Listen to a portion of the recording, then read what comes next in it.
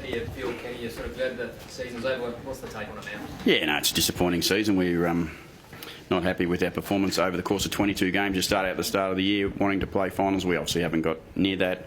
We've never give ourselves a chance really through the year. We were what we were. I always say you end up where you probably should more often than not. 22 games to figure out what you are.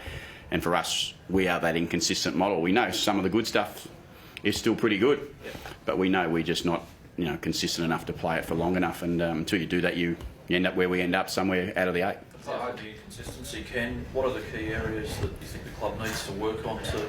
I think they're pretty easy to expose, and you see them regularly with us. There's no doubt that some of our ball use, our ability to execute under some fatigue and pressure, and we turn simple things into hard, and sometimes we turn simple things into disaster, which is not ideal when you're trying to defend a full game of football. And you play 18-man defence, which means you play 18-man offence at times too. So when you're all in, and you turned over at a crucial time, it's not good enough, and that's where we end up.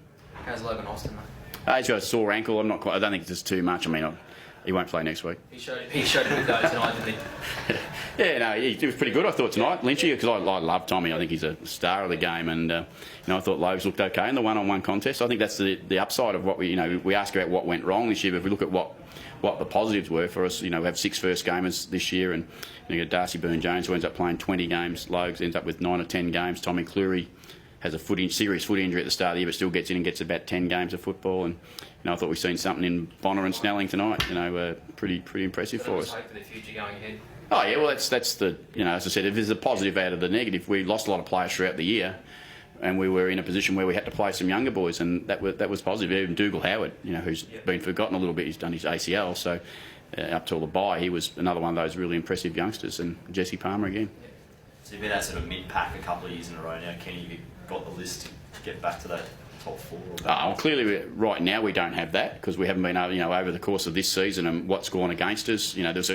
Let's not hide from the fact there was a pretty significant thing went against us before the season started. We can't help that. We can't control that. We didn't think that was major influence in the preparation for the season, but that's one of the things that won't happen to us next year. We have to be, as a football club, we will be aggressive, and we have to be aggressive. We need to go to the draft, and we want to go to the draft and find some young players, and because we see some future in the young ones we've played this year too. So when you don't achieve what you set out to do, you have to be brave, and you have to be prepared to change a little. What do you need in the draft, Ken?